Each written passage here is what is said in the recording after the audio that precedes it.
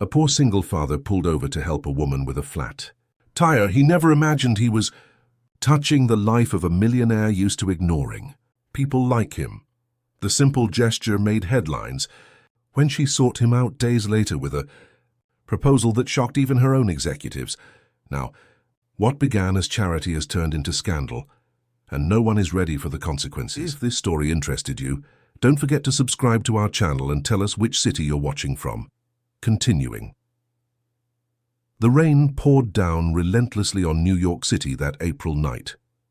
Robert Miller squinted to see through the windshield of his 2005 Honda Civic as the wipers struggled in vain against the torrent.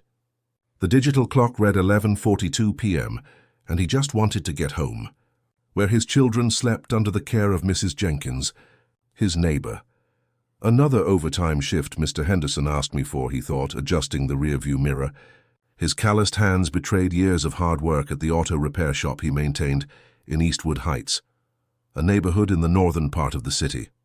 At 38, Robert carried on his face marks that told stories of daily struggles and early responsibilities. A widower for 5 years, he split his time between the shop, evening business administration studies, and raising his children, Michael, 12, and Julia, 8. His cell phone vibrated. A message from Mrs. Jenkins. Michael took his medicine and Julia is already asleep. Don't worry, Robert smiled briefly. That 67-year-old woman had been his guardian angel since Amy passed, leaving him with 2 small children and an uncertain future. As he turned onto Oakwood Avenue, he noticed a BMW X5 parked on the shoulder, its hazard lights flashing. He instinctively slowed down. Amidst the rain, he distinguished the silhouette of a woman, trying to shield herself under an umbrella that seemed useless against the storm. Robert hesitated. It was late, he was tired, and New York City wasn't known for its safety. But something about the scene touched him. Perhaps it was a mechanic's instinct or simply empathy for someone in distress. He pulled his car over a few yards ahead and got out, pulling the hood of his worn sweatshirt over his head. "Do you need help, ma'am?" he asked, approaching cautiously. The woman turned, surprised. Under the faint light of the streetlights, Robert saw a face with delicate features and dark hair, pulled back in an impeccable bun, despite the rain. She wore an expensive blazer that was now soaked. "My tire went flat," she replied, trying to maintain her composure. "I've already called roadside assistance, but they're delayed because of the storm." "I'm a mechanic," Robert offered. "I can take a look if you want." For a moment, he saw hesitation in the woman's eyes. It was understandable. An executive alone at night on a deserted avenue. "Robert Miller," he introduced himself, extending his hand. "I have a shop nearby. I can show you my ID if you prefer." "Beatrice Montgomery," she responded after a moment, lightly shaking his hand. "Excuse my distrust, but you know how New York is." Robert nodded and knelt to examine the tire while the rain lashed at his back. The BMW's spare tire was in perfect condition, but he realized Beatrice had probably never had to change one herself. "I can change it for you. It'll take about 15 minutes. "That would be great," she replied, visibly relieved. As he worked, he noticed Beatrice watching him intently. She tried to keep her distance, holding the umbrella, but her curiosity seemed greater than her initial fear. "Do you always help strangers in the rain?" she asked, breaking the silence. Robert smiled without taking his eyes off his work. "It's not every day I find someone needing help with exactly what I know how to do. My luck, then. Or bad luck, depending on your point of view. A flat tire is never exactly luck." She chuckled lightly. It was a brief, restrained sound, as if she wasn't accustomed to showing amusement. True, but it could be worse. I could still be stranded alone. At Montgomery Holdings, Beatrice was known for her calculated coolness and ruthless decisions. As CEO, she had transformed the family business into a real estate empire. At 45, she commanded over 3,000 employees and had accumulated entrepreneurship awards. But at that moment, soaked by the rain, watching a stranger change her tire without asking for anything in return, she felt something she hadn't experienced in a long time: vulnerability. When Robert finished, his clothes were drenched and his hands were stained with grease. He put his tools back in the trunk of his Civic while explaining to Beatrice that the original tire would need repair. "How much do I owe you?" she asked, opening her purse. Robert shook his head. "Nothing. You just made me lose 15 minutes and maybe catch a cold. He smiled. But if you want, you can stop by my shop to check the original tire. He handed her a simple business card with the name Rob's Auto Shop and the address in Eastwood Heights. Beatrice looked at the card as if it were a strange object. In her social circle, services were rendered through contracts and predefined values. No one did anything for free. I'll definitely stop by, she replied, putting the card in her purse. And I insist on paying for today's service. Robert shrugged. Whatever you want. I just wanted to help. As he turned to leave, Beatrice called out, Robert! He stopped, the rain still falling on both of them. Thank you. Truly. On the way home, Robert barely thought about the encounter. His mind was already on the bills due next week. The meeting with the landlord of the property where his shop operated, who threatened to raise the rent, and the financial administration assignment he needed to submit. Arriving home, a simple two-bedroom apartment in the Maplewood Estate housing complex, he found Mrs. Jenkins dozing on the sofa. He thanked her in a low voice, handed her a few $50 bills and went to check on his children. Michael slept restlessly as always. Robert adjusted his blanket and touched his forehead, checking his temperature. The boy had been more tired lately, but insisted he was fine. Julia slept clutching the teddy bear that had been her mother's. Robert kissed her forehead and quietly left. He took a quick shower, heated the packed meal Mrs. Jenkins had left, and sat at the kitchen table, opening his accounting books. He would study until exhaustion took over. Meanwhile, 20 miles away, Beatrice Montgomery entered her mansion in Greenwich Hills. The butler received her soaked blazer with a look of concern. "Are you all right, madam?" "I was worried when you called about the tire." "I'm perfectly fine, Charles. A mechanic helped me on the way." The butler raised his eyebrows, surprised. "A stranger? You allowed it?" "He was kind," Beatrice replied, finding her own words strange.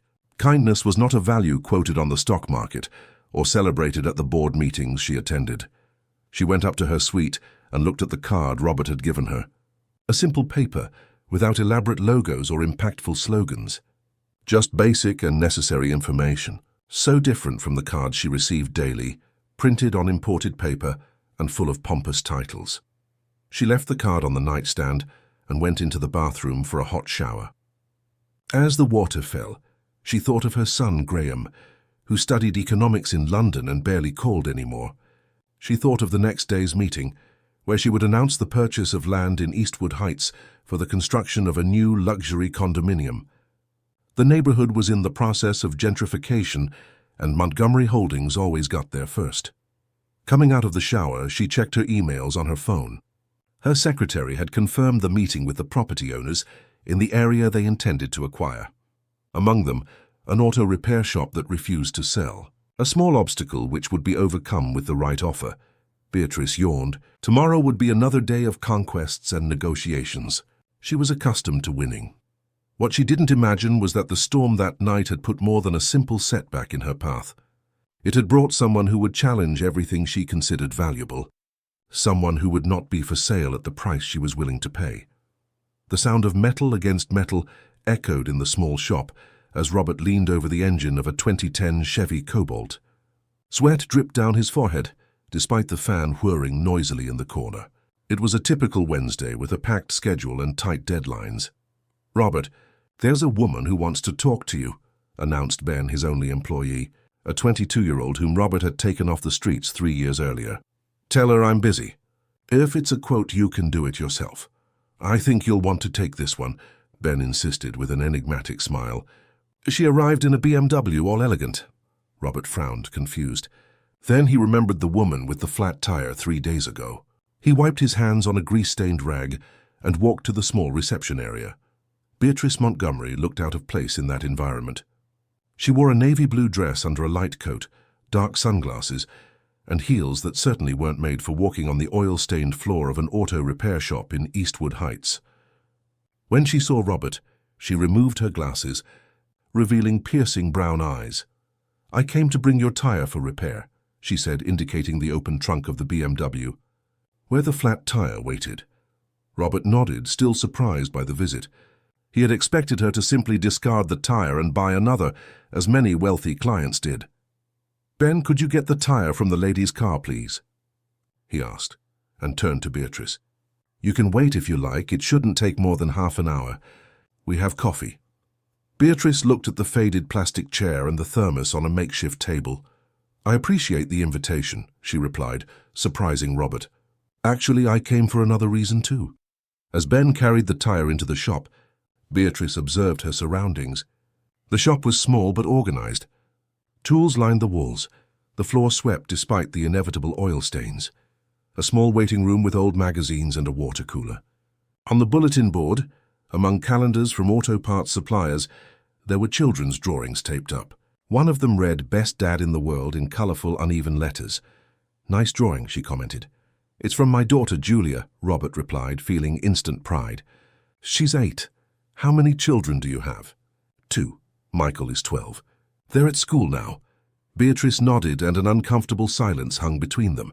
They were from such different worlds that even casual conversation seemed a challenge. "You mentioned another reason for coming here," Robert reminded her. Beatrice took a deep breath. "Yes, actually, I came to thank you properly for what you did that night. I wanted to invite you to lunch on Sunday." Robert frowned, confused. "Lunch because of a tire? Consider it a sincere thank you. You can bring your children if you wish." Before Robert could respond, the shop door opened, and a man in a suit entered. It was Mr. Wallace, the landlord of the property where the shop operated. "Robert, we need to talk," he announced, not noticing Beatrice initially. When he saw her, he stopped, clearly surprised. "Oh, excuse me. I didn't realize you had a client."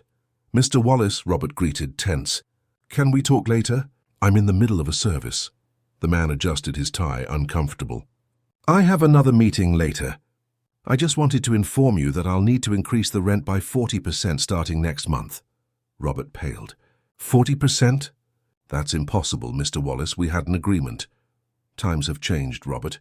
I have an offer from Montgomery Holdings to buy this entire area. If you don't accept the increase, I'll have to ask you to vacate." Upon hearing her company's name, Beatrice's expression hardened. She watched Robert's reaction intently. He looked as if he had received a physical blow. "You can't do that," Robert argued. "I've worked here for 8 years. I made all the improvements to the property with my own money. I've never been late on rent." "Business is business," Mr. Wallace replied, shrugging. "I have until the end of the month to respond to their offer. Think about it." When Mr. Wallace left, Robert ran a hand through his hair, visibly shaken. For a moment he had completely forgotten Beatrice's presence. "Sorry about that," he finally said. "Where were we?" Beatrice stared at him intensely. "Montgomery Holdings is my company." The words fell like stones between them.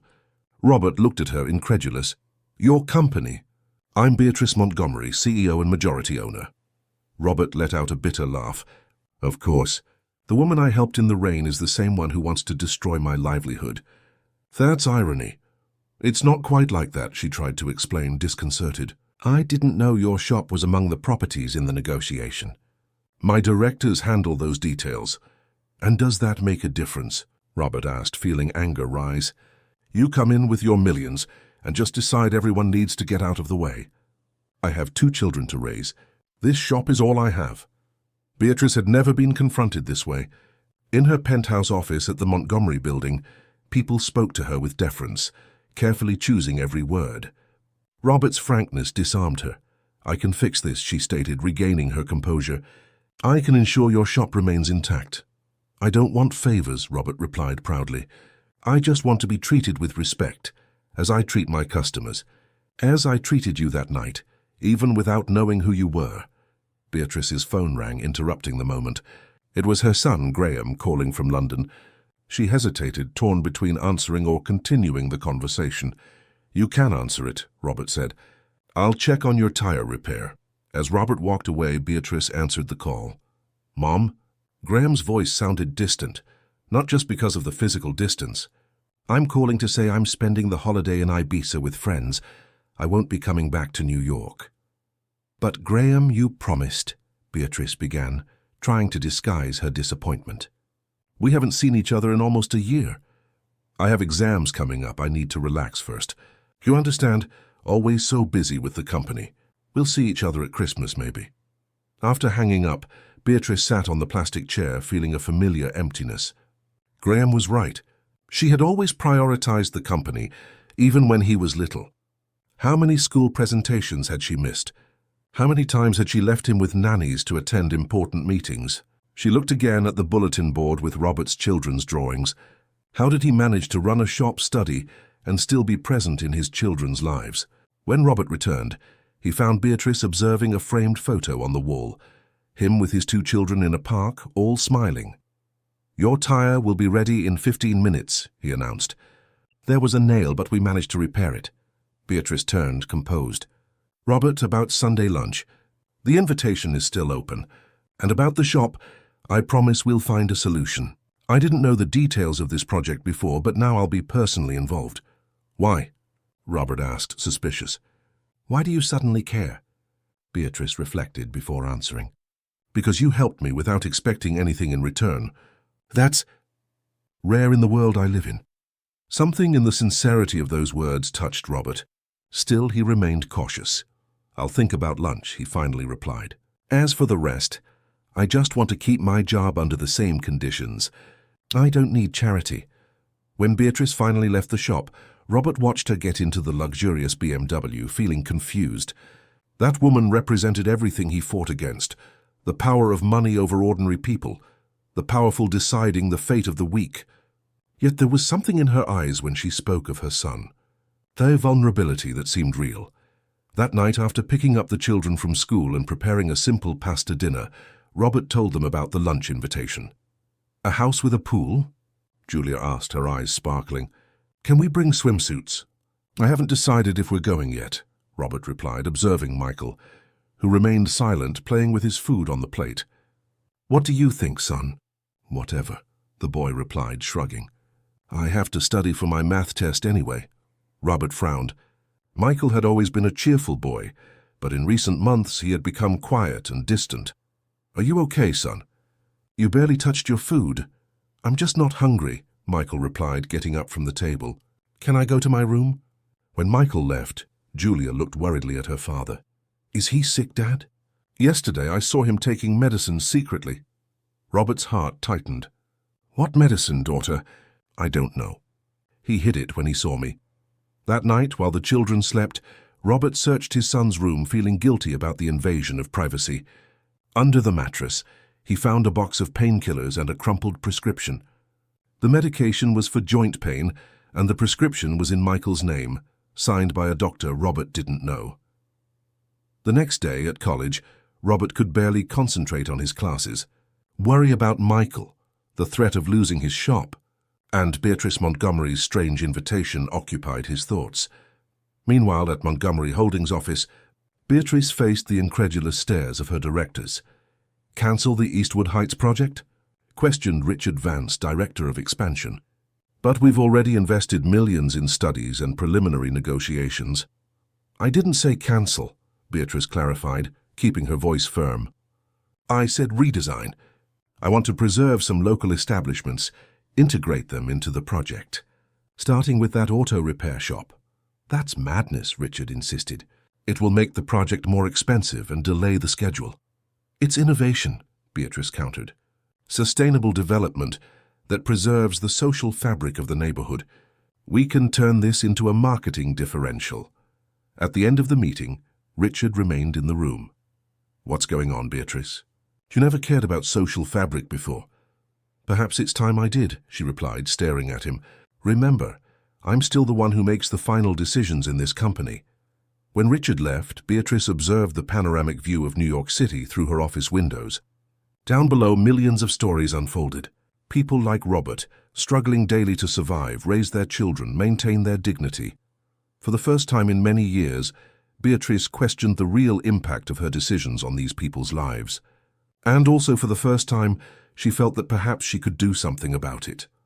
Sunday dawned sunny, as if the universe conspired to make that encounter even more unusual. Robert adjusted the Civic's rearview mirror as Michael and Julia settled into the back seat. He had decided to accept Beatrice's invitation, more out of curiosity than cordiality. "Remember what we talked about," he instructed, looking at his children in the mirror. "Behave yourselves and thank them for everything. Don't touch anything without permission. Does her house have a private movie theater?" Julia asked, clutching her teddy bear to her chest. Clara from my class said her uncle's house has one. I don't know, daughter. And we're not going to ask about it. Michael remained silent, looking out the window with a distant expression. In recent days, Robert had tried several times to initiate a conversation about the hidden medicine, but his son always changed the subject. Following the instructions sent by message, Robert drove to the Willow Creek Estates community in Greenwich Hills. At the gatehouse, a security guard checked their names on a list before allowing entry. As they drove through tree-lined streets with imposing houses, Julia exclaimed in awe, while Michael seemed even more withdrawn. Beatrice's mansion was a key, modern architectural project, with large glass windows and lush gardens. When they stopped at the gate, Robert felt a knot in his stomach. His rusty Civic looked like an intruder in that scene of wealth. "We can still go back," he murmured, more to himself than to the children. The gate opened automatically, and Charles, the butler, appeared to greet them. "Mr. Miller, welcome. Miss Montgomery awaits you in the backyard." Following the butler through the mansion's corridors, Robert felt like he was in a movie. Paintings by artists he would never recognize, furniture that probably cost more than his entire shop, art objects that seemed to observe them with disdain. Julia squeezed his hand tightly, while Michael walked with his head down. The backyard was an urban oasis, with an infinity pool, a gourmet area, and a view of a small preserved forest reserve. Beatrice was sitting on a lounge chair, wearing light pants and a simple blue blouse, so different from the impeccable executive Robert had known. "You came," she said, standing up with a genuine smile. "I'm happy." "Your house is beautiful," Julia exclaimed, before Robert could restrain her. "Thank you," Beatrice replied, kneeling to be at the girl's height. "You must be Julia. Your father told me about your drawings." The girl smiled, proud. "I brought one for you," she said, pulling a folded sheet from her pocket. "It's a thank you gift for inviting us." Beatrice opened the drawing, revealing a colorful figure of a woman in a suit next to a car. "It's you fixing the rich lady's car tire," Julia explained. "It's beautiful," Beatrice said, genuinely touched. "I'll cherish it." Turning to Michael, she extended her hand. "And you must be Michael. Your father told me you're very smart." The boy quickly shook Beatrice's hand without looking up. "Nice to meet you," he murmured. "I have a surprise for you," Beatrice continued. "My nephew Luke is here today. He's 14 and brought his video game console. He's in the game room if you want to meet him." For the first time, Michael showed interest. "What console?" "The latest model. It just arrived from Japan. It's not even on sale in the US yet." Luke said something about virtual reality. Before she even finished the sentence, Michael was already looking at his father in a silent request for permission. "You can go," Robert consented, surprised by the sudden change in his son's behavior. As Charles led Michael to the game room, Beatrice turned to Julia. "I saw you have an amazing pool. Do you want to take a dip? I asked my housekeeper to set aside some swimsuits that might fit you." Julia's eyes sparkled. "Can I, Dad?" Robert hesitated. "We didn't bring swimsuits." "Don't worry," Beatrice intervened. "Helen will accompany her. She's my housekeeper, but she's also a certified lifeguard." A middle-aged woman smiled and extended her hand to Julia, who skipped after her after receiving her father's approval. Finally alone, Robert and Beatrice faced each other, awkwardness hanging between them. "You planned all this," he observed. "The nephew with the video game, the pool." Beatrice shrugged, a surprisingly casual gesture for someone so formal. "I wanted your children to feel welcome, and I wanted to talk to you without interruptions. About the shop, about that and other things." Beatrice led Robert to a table under a jasmine-covered pergola. A bottle of white wine was open, accompanied by cheeses and fruits. "Your son doesn't look well," she commented, pouring 2 glasses. "Is he sick?" The question caught Robert off guard. "Why do you say that?" "Observation. He's pale, moves carefully, and he has a look. I know that look, of someone hiding something." Robert sighed, taking the offered glass. "I found medicine for joint pain hidden in his room, a prescription from a doctor I don't know." Have you asked him about it? I tried, but he changes the subject. Michael has always been reserved, but lately he's different. Distant. What symptoms does he have? Tiredness, lack of appetite. Sometimes I see him massaging his knees when he thinks I'm not looking. Beatrice became thoughtful. I have a friend, Dr. Paul Davies.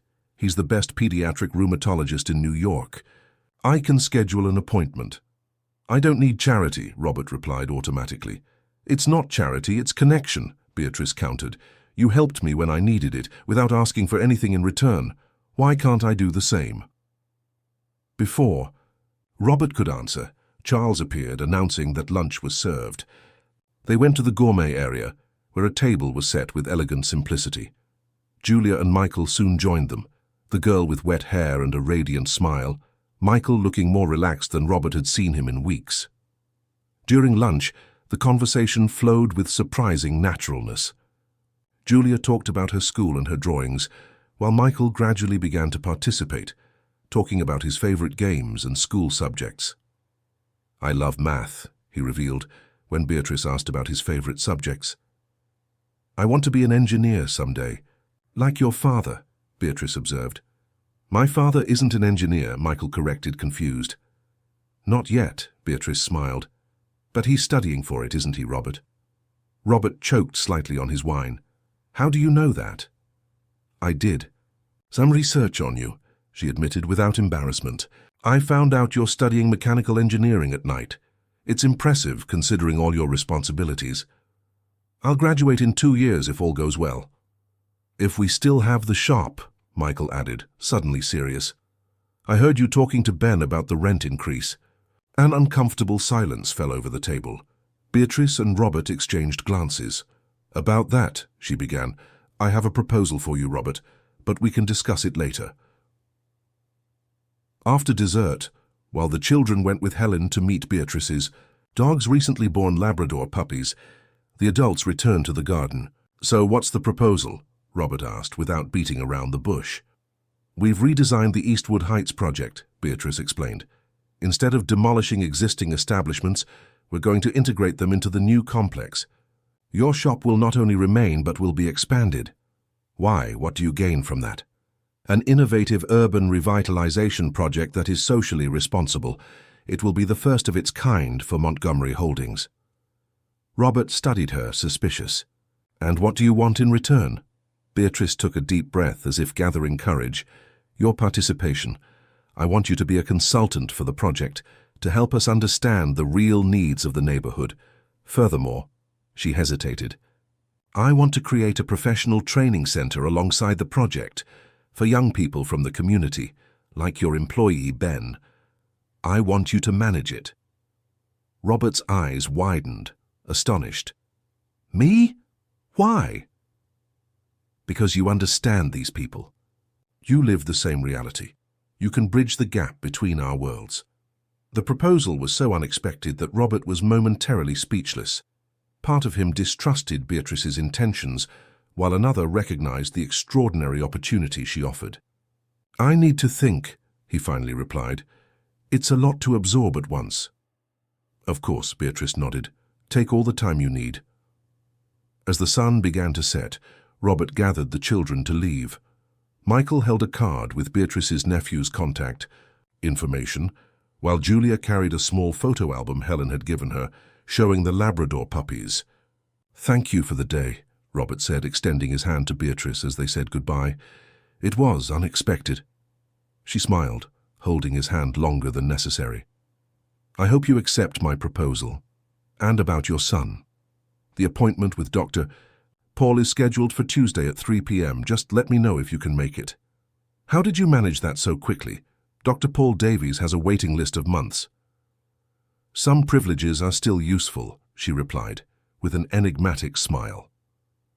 On the Easay, way back home, Robert watched his children in the rearview mirror. Julia leafed through the photo album enchanted, while Michael had fallen asleep, finally seeming at peace. I liked her, Dad, Julia said suddenly. Miss Beatrice is nice. Can we go back? We'll see, daughter, Robert replied, thoughtful. That afternoon had been like a window into a world he had always criticized from a distance. A world of privileges, yes, but also of possibilities. And surprisingly, a world where perhaps there was room for people like him and his children. On Tuesday, Robert rearranged his entire shop schedule to take Michael to Dr. Paul Davies' office. The diagnosis was revealing: juvenile idiopathic arthritis, an autoimmune disease that explained the joint pain and fatigue. Treatable, but it would require continuous medication and regular physical therapy. "Why didn't you tell me?" Robert asked his son as they waited for blood tests at the clinic. Michael shrugged. "I didn't want to worry you. You already work so much, study at night, and since Mom left, you haven't really smiled anymore." His son's words hit Robert like a punch. It was true. Since Amy's passing, he had shut himself off in a routine of survival, focused only on ensuring his children's livelihood and education, forgetting to live, to smile. Leaving the clinic, they found Beatrice waiting in the lobby. "I came to see about the diagnosis," she explained, at Robert's surprised look. "Dr. Paul is an old friend. I asked him to let me know when the consultation was over." Michael inexplicably smiled at her. "I have juvenile arthritis. The doctor said I'll get better, but I need to take medicine. And do physical therapy," Robert added, still assimilating how much his son had hidden from him. "I know an excellent physical therapy center," Beatrice commented. "It's near your shop. I can check if they accept your health insurance." "We don't have health insurance," Robert admitted, embarrassed. Beatrice nodded without judgment. "I understand. We'll find a solution." As they walked to the parking lot, Michael walked ahead, leaving the adults a few steps behind. "Why are you doing all this?" Robert asked in a low voice. "You barely know us." Beatrice looked at Michael, who was waiting by the faded Civic. "Because your son reminds me of mine in a way. Graham also hid his problems from me. The difference is that I was too busy to notice." She paused as if gathering courage. "And because on that stormy night, you treated me like a person, not like a CEO or a millionaire. That touched me." At that moment, something changed between them. An invisible barrier fell, revealing not the powerful executive or the proud mechanic, but just two people connected by unexpected circumstances. "About your proposal," Robert said finally. "I accept, with one condition, which is that it be a real partnership. I don't want to be just a symbol, a mechanic from the community that your company uses for social marketing. I want to participate in decisions, implement real changes." Beatrice extended her hand in a formal gesture that contradicted the emotion in her eyes. "We have a deal then, partner." As she watched the Civic drive away with Robert and Michael, Beatrice received a call from Richard, her director. "Beatrice, we need to talk about this new project. The board is concerned. There are rumors about your closeness to this mechanic. People are questioning your decisions." "Schedule a meeting for tomorrow," she replied, her tone returning to that of the ruthless executive. "I'll show everyone why this will be the best decision Montgomery Holdings has ever made." Hanging up, Beatrice realized something had changed within her, too. For the first time in years, she was fighting for something beyond profit and expansion. She was fighting for people, for real connections, for the kind of impact no financial report could ever measure. And for the first time since taking over the company after her husband's passing, she felt truly alive. 3 months passed since the beginning of the partnership between Robert and Beatrice. The shop now sported a new sign, Eastwood Heights Technical Training Center, and the adjacent area had been transformed into classrooms equipped with modern tools and computers. In the mornings, it operated as a traditional auto shop. In the afternoons and evenings, it became a training center for young people from the community. Robert divided his time between managing the shop, teaching classes at the center, college at night, and accompanying Michael to physical therapy. It was an exhausting routine, but for the first time in years, he felt he was building something meaningful, not just surviving. That Thursday morning, while explaining the functioning of an electronic fuel injection system to a class of teenagers, Robert noticed Beatrice observing from the doorway. It wasn't uncommon to see her there. In recent weeks, she had started visiting the center frequently, sometimes participating in classes, other times just observing in silence. Can anyone tell me the main difference between mechanical and electronic injection systems? Robert asked, scanning the room. A boy of approximately 15, Vinny, timidly raised his hand. He was the son of a cleaner from the neighborhood, and until a few weeks prior, spent his afternoons on the streets. The electronic one has sensors that adjust the fuel mixture automatically, while the mechanical one needs manual adjustment, he replied. Exactly. And why is that important? Fuel economy and less pollution, added another student, Jessica, who dreamed of being the first female mechanic in her family. Robert smiled, proud. Perfect. Now let's move on to the practical part. Divide into groups of 3. As the young people organized themselves around the engines arranged on the workbenches, Robert approached Beatrice. Impressed? He asked with a half-smile. Very, she replied sincerely. When I proposed this project, I didn't imagine it would grow so quickly. We already have 50 students in just 3 months. And a waiting list for next semester, Robert added. Word has spread throughout the neighborhood. We even have parents wanting to participate in the classes. About that, I have some news. The board approved the expansion. We're going to buy the adjacent land and triple the center's space.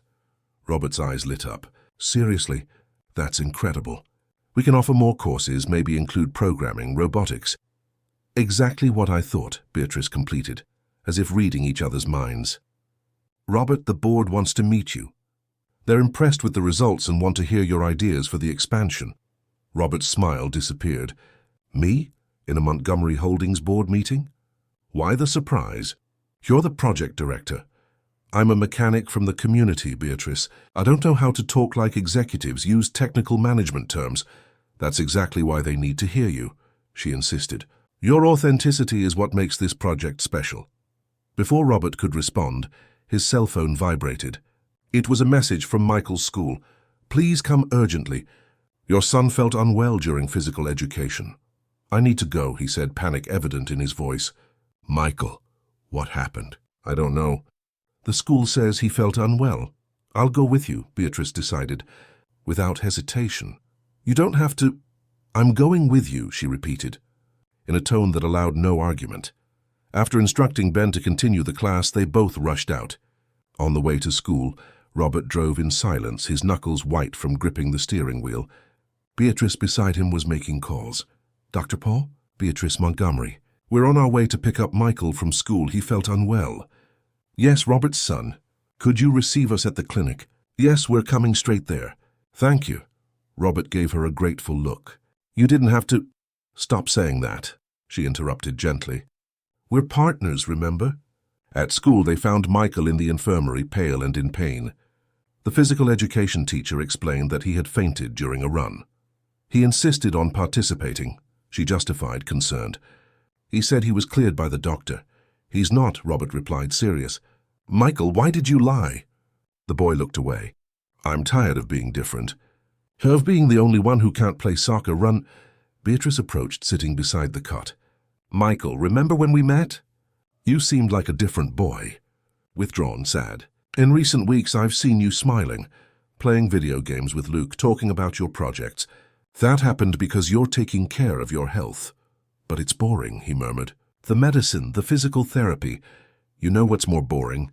Seeing you on this cot, she replied, with a frankness that surprised even Robert. Think about your father, about Julia. They need you strong. And to be strong, you need to follow your treatment. Michael nodded, ashamed. Sorry, Dad. At Dr. Paul's office, they discovered there was no permanent damage. But the doctor reinforced the need for Michael to strictly follow the treatment and avoid intense physical exertion. He can participate in light activities with supervision, the doctor explained. Swimming would be ideal. We don't have a pool in our neighborhood, Robert commented. You can use mine, Beatrice offered, on weekends whenever you want. As they left the clinic, it was already getting dark. Beatrice invited them to dinner at her house, and Robert, too exhausted to cook, accepted. On the way, they stopped to pick up Julia from Mrs. Jenkins' house.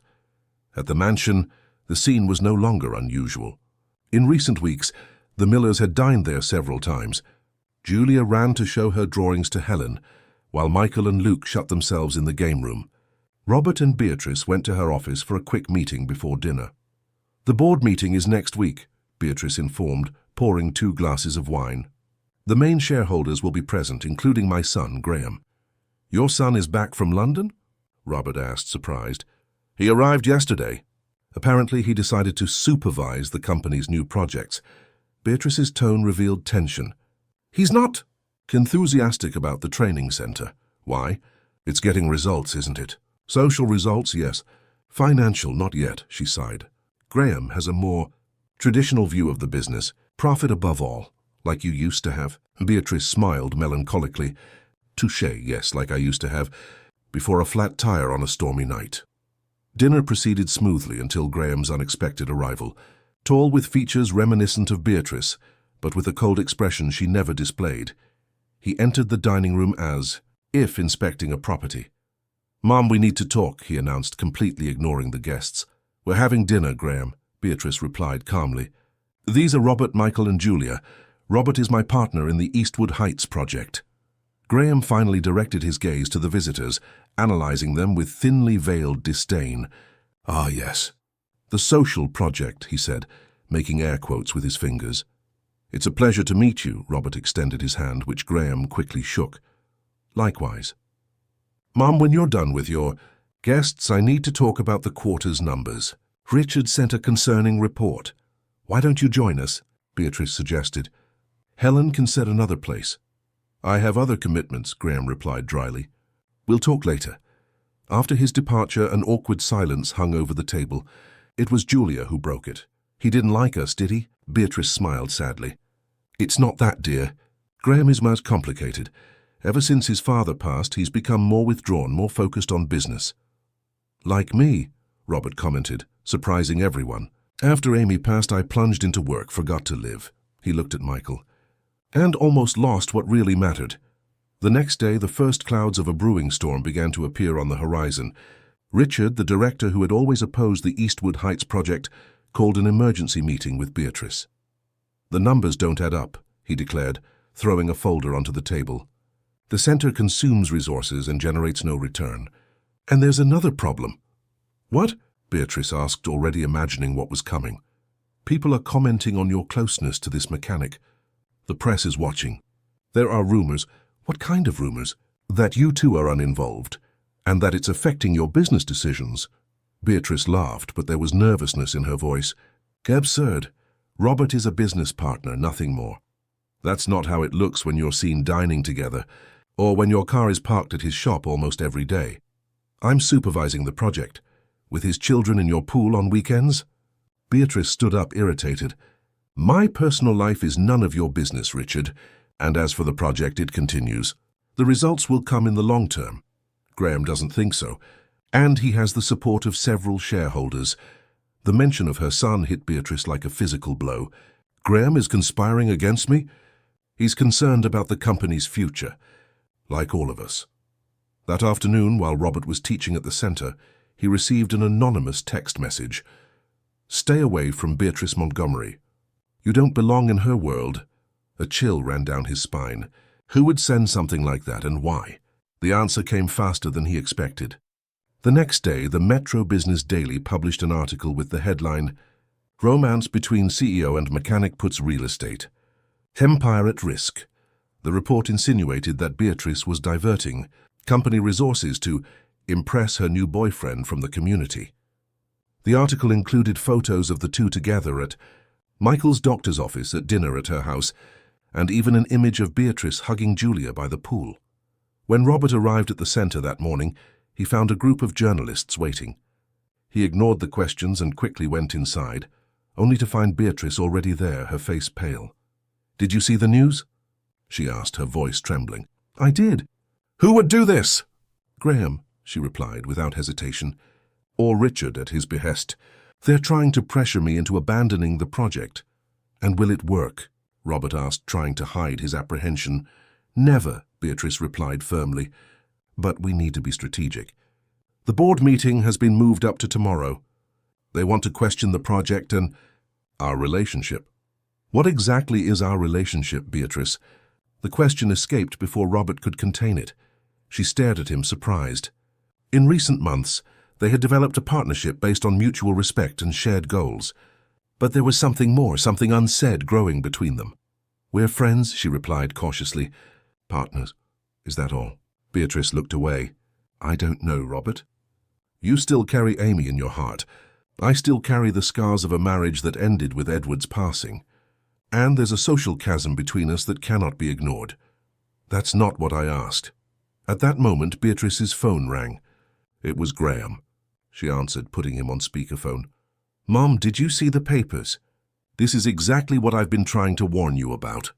This project, this man are ruining your reputation and the company's. Graham, can we talk in person? I'm busy right now." "Busy with him, I imagine." The bitterness in the young man's voice was palpable. "The board wants your resignation, Mom. They're preparing a vote of no confidence for tomorrow." "What?" Beatrice paled. "They can't do that. I'm the majority shareholder." "Not anymore. Did you forget you transferred part of your shares to me when I turned 25? With my votes, they have a majority. You would vote against your own mother?" Beatrice's voice faltered. "I'm voting for the good of the company my father built. The company you're destroying because of a romance with a mechanic." When Graham hung up, Beatrice remained motionless, shock evident on her face. Robert approached, lightly touching her arm. "Beatrice, I'm causing you problems. Maybe we should take a step back. Let things cool down until this storm passes." "No," she replied, regaining her composure. "That's exactly what they want. To back down now would be to admit we're doing something wrong, and we're not. This project is legitimate, necessary, and it will continue. But your position in the company...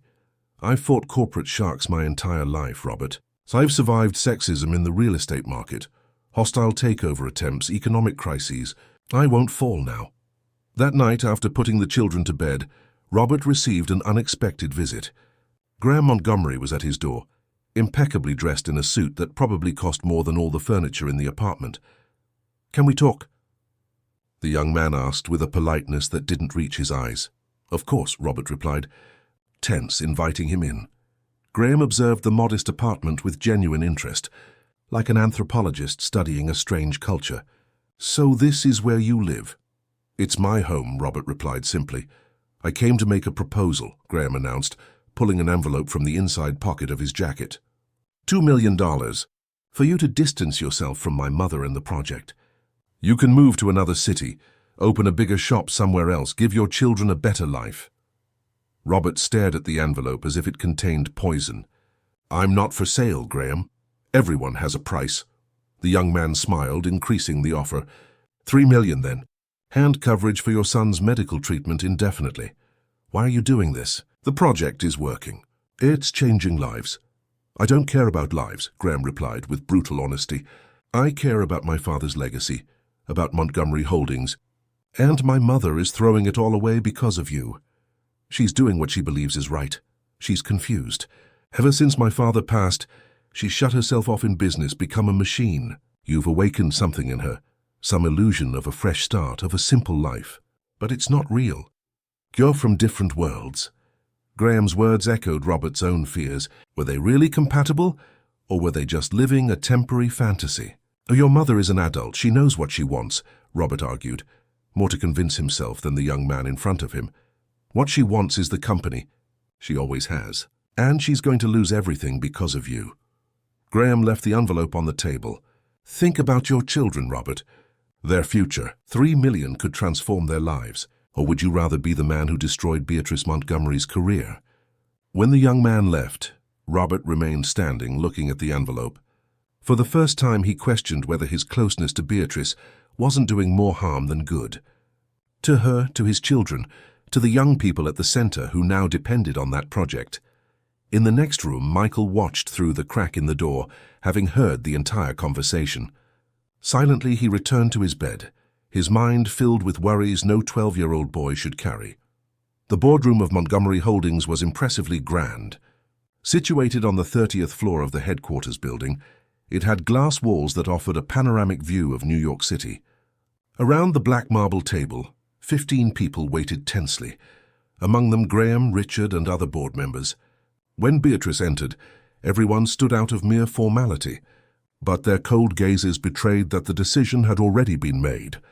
"Before we begin," Beatrice said, keeping her voice firm, "I'd like to introduce my guest. The doors opened again and Robert entered. He wore a simple suit, the only one he owned, saved for special occasions. The immediate whispers and disapproving looks confirmed his worst expectations. "This is Robert Miller, director of the Eastwood Heights Technical Training Center," Beatrice announced. "He's here to present the project's results." "This is inappropriate," Richard immediately stated. "This meeting is confidential. Mr. Miller is neither a shareholder nor an executive of the company." "He is my guest and a strategic partner," Beatrice countered. "And he has every right to defend the project he coordinates." Graham stood up, his face tense. "Mom, we talked about this. The board already has a position." "About me or about the project?" Beatrice questioned, looking at her son. "Both are intrinsically linked, aren't they?"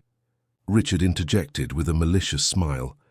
Robert felt out of place, like an intruder in that arena of power. Beatrice had insisted he attend, arguing that his presence would be crucial to defending the project. Now he realized the true objective was different, to show everyone that she was not ashamed of her association with him. "If you'll permit me," Robert began, trying to control his nervousness, "I've prepared a presentation on the training center." "That won't be necessary," Graham cut in coldly. "This meeting has another agenda. The board has called a vote of no confidence against the current CEO, my mother, based on questionable decisions that compromise the company's financial future." Beatrice paled but maintained her composure. "I have the right to a defense before any vote." "Certainly," Richard agreed with false cordiality. "You can start by explaining why you diverted over $5 million to a social project with no clear return, going against the unanimous recommendation of the financial department." "I did not divert resources. I reallocated funds from the Innovation Fund to a pilot project with transformative potential," Beatrice responded. "The training center is not just philanthropy. It's a strategic investment in corporate social responsibility, something that adds long-term value to our shares." "And what about your personal involvement with Mr. Miller?" an elderly shareholder questioned, pointing at Robert. "The newspapers are full of insinuations about a romance that is influencing your decisions." Robert felt his stomach drop. It was exactly what he feared. His presence was hurting Beatrice more than helping. "My personal life is not a matter for this table," Beatrice replied coldly. "But I can assure you that all my decisions are based on the best interests of the company, as they have always been in the 15 years I've been at the helm of Montgomery Holdings. Even so," Richard continued, "the board considers there to be a clear conflict of interest. And as such, may I speak?" Robert's voice interrupted the director, surprising everyone. There was a moment of awkward silence before Beatrice nodded. "Please, Robert." He took a deep breath, looking directly at each person at the table. "I'm a mechanic, a single father, and recently the director of a social project. I don't understand financial markets, stocks, or corporate mergers, but I understand people." Graham rolled his eyes, but Robert continued. "The training center already serves 50 young people who, before, had no prospects beyond low-wage jobs, or, in some cases, crime. In 3 months, we've trained 15 mechanic assistants, all already employed. We've started basic computer science and programming courses. We are changing lives." "Nice speech," Richard commented with disdain, "but that doesn't generate profit for our shareholders." "Not yet," Robert agreed, "but it will. We've already received proposals from 3 automakers interested in funding the center to gain priority access to our graduates. 2 technology companies want to sponsor programming classes in exchange for visibility, and the City Council is studying a partnership to replicate the model in other neighborhoods." A murmur went through the room. That information was new even to Beatrice, who looked at Robert with surprise. "And what about your relationship with Ms. Montgomery?" the elderly shareholder insisted. Robert hesitated, looking at Beatrice. What right did he have to define what existed between them? "I have deep respect and admiration for Beatrice," he replied, choosing his words carefully. "She saw potential where others saw only problems. She transformed a forgotten neighborhood into a development hub. If that's undue influence, then the problem lies with those who judge, not with those who act." Graham stood up again, visibly irritated. "This is a farce. We all know my mother is diverting the company's focus because of a personal involvement." He turned to Robert. "You didn't accept my offer yesterday. That was your last chance. What offer? Beatrice asked, confused. Your son offered me $3 million to distance myself from you and the project, Robert revealed, looking at Graham. I refused. The shock on Beatrice's face gave way to indignation. You did what, Graham? Thasim Wukwas. I was trying to protect you, Mom. This man is manipulating your feelings, taking advantage of your loneliness to access your money and power. Enough! Beatrice's voice echoed through the room, silencing everyone. This meeting is adjourned. There will be no vote today or tomorrow. You can't just... I can and I will, Beatrice interrupted Richard. I am the majority shareholder of this company. The governance agreement allows me to veto any vote I deem detrimental to the long-term interests of Montgomery Holdings. Not anymore, Graham interjected with a triumphant smile. Did you forget you transferred a significant portion of your shares to me? With my votes aligned with the board, we have the necessary majority. Beatrice's face paled again, but before she could respond, the boardroom doors opened once more. To everyone's surprise, Michael entered, followed by Charles, Beatrice's butler. Michael, Robert exclaimed, perplexed. What are you doing here? You should be at school. Sorry, Dad, the boy replied, visibly nervous but determined. But I needed to give this to Ms. Beatrice. He handed a folder to the executive, who took it, confused. What is this, Michael? Last night I heard your son talking to my dad, the boy explained, casting an accusing look at Graham. He offered money to keep us away. I got worried and remembered you always say we need proof to solve problems. So I called Charles, Michael continued. He helped me find this in your son's office at your house. Beatrice opened the folder and paled as she read the documents. They were emails exchanged between Graham, Richard, and other executives, planning not only her removal from the presidency, but also the sale of the company to an international conglomerate. What? She murmured, incredulous. You're negotiating the sale of Montgomery. Graham paled. Mom, it's not what it looks like. It's not. Beatrice threw the documents onto the table. It literally says here, after Beatrice's removal, we can proceed with Global Zenith Investments' offer. A heavy silence fell over the room. The other board members exchanged embarrassed glances, evidently not informed about that part of the plan. The sale of the company was never discussed by this board, the elderly shareholder stated. Indignant. It was just a possibility, Richard defended himself. A strategic option. A betrayal, Beatrice corrected, her voice trembling with anger. To your father's legacy, Graham. To the company our family built. To everything we represent. Turning to the board, Beatrice regained her imposing posture. Gentlemen, in light of this new evidence, I propose a new agenda, the immediate dismissal of Richard Vance and a review of Graham Montgomery's participation on the board. The meeting that followed was long and tense. Robert withdrew with Michael, feeling out of place in that corporate battle. They waited for hours in the building lobby until Beatrice finally appeared, her face exhausted but with a glint of victory in her eyes. I did it, she announced, sitting beside them. Richard has been dismissed. Graham, her voice faltered. Graham resigned from the board voluntarily, or rather, under threat of a lawsuit for breach of fiduciary duty. I'm sorry, Robert offered sincerely. Despite everything, he knew how important Graham was to Beatrice. I'm the one who's sorry, she replied, surprisingly calm. Sorry for not realizing sooner how distant I was from my own son, how money and power corrupted him. It's my fault, after all. Turning to Michael, Beatrice smiled. As for you, young man, thank you for your courage. But entering someone's office without permission is wrong, you know. Charles let me in, Michael defended himself with a shy smile. He said he's worked for you for 30 years and knows when someone is up to no good. Beatrice laughed, a genuine sound that surprised even herself.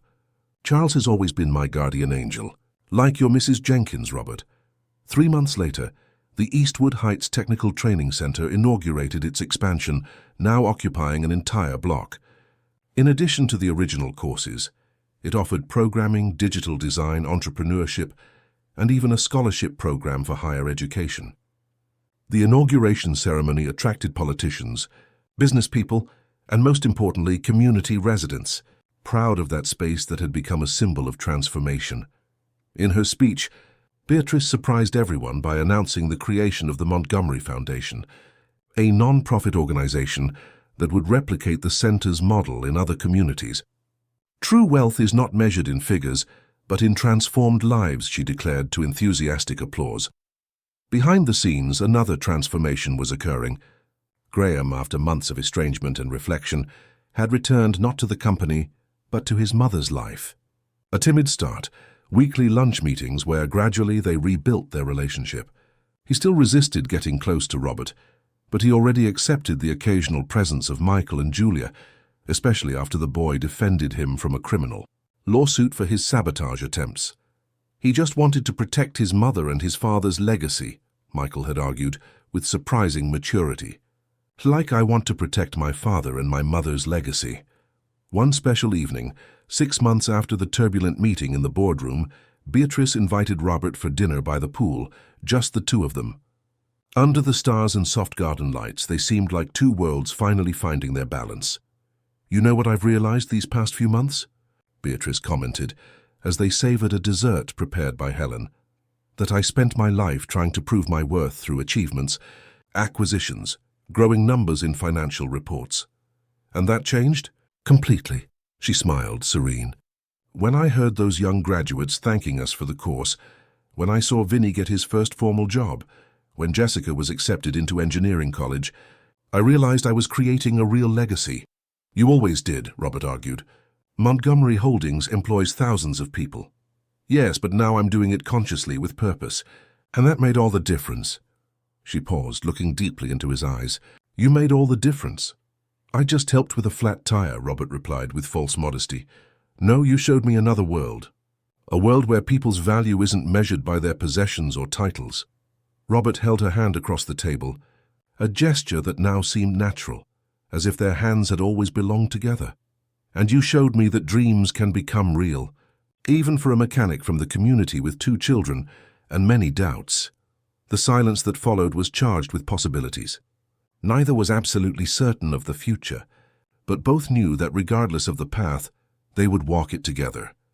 The next day, as Robert explained the functioning of an electrical system to a new class of students, he noticed Beatrice observing from the doorway, as she had done so many times before. But there was something different in her gaze now, a peace that had not existed before. Beside her, Julia drew intently, creating a mural for the center. Michael, now an official assistant for the computer classes, helped a group of children assemble their first computers, using parts donated by partner companies. His treatment continued, but the disease was under control, and he had found purpose in teaching other young people. Across the room, Graham watched shyly, still uncomfortable in that environment, but trying to understand what his mother saw in that project. Beside him, Helen patiently explained how the center worked, and how it had transformed not only the community, but also her own employer. "I've never seen your mother so happy," the housekeeper commented. "Not even when she commanded the company's biggest deals." Graham nodded, thoughtful. "I barely recognize her sometimes. It's like she's a different person." "No," Helen corrected, with the wisdom of someone who had accompanied Beatrice for decades. "It's like she's finally gone back to being who she always was, before the responsibilities, the losses, the commitments." Outside the center, the newly unveiled sign bore a new name, Amy Miller Technical Training Center. It was Beatrice's tribute to the woman who, even in absence, had been fundamental in shaping the man who transformed her life. In her office at Montgomery Holdings, now decorated with Julia's drawings and prototypes created by the center's students, Beatrice had framed the simple business card for Rob's auto shop, the very one she had received on that rainy night, months ago. Beside it, a phrase that had become her new mantra: "True value is not in what we possess, but in what we build together." And so what began with a flat tire on a stormy night transformed into a journey of discoveries, losses, gains, and, above all, human connections that no fortune could buy or sell. Because in the end, it wasn't just two worlds colliding, it was two hearts finding, finally, the place where they always should have been. The end, dear listeners. We hope the story of Robert and Beatrice has touched your hearts. How can a flat tire on a rainy night change entire destinies? For more stories that explore transformative encounters and second chances, we have a special playlist prepared for you. Find it by clicking the link on the left. If this narrative evoked emotions in you, don't forget to subscribe to the channel. Leave your like and share your impressions in the comments. Every day, we bring new stories that make us reflect on the invisible bridges that connect us, even when we belong to seemingly distant worlds. Until the next emotional journey,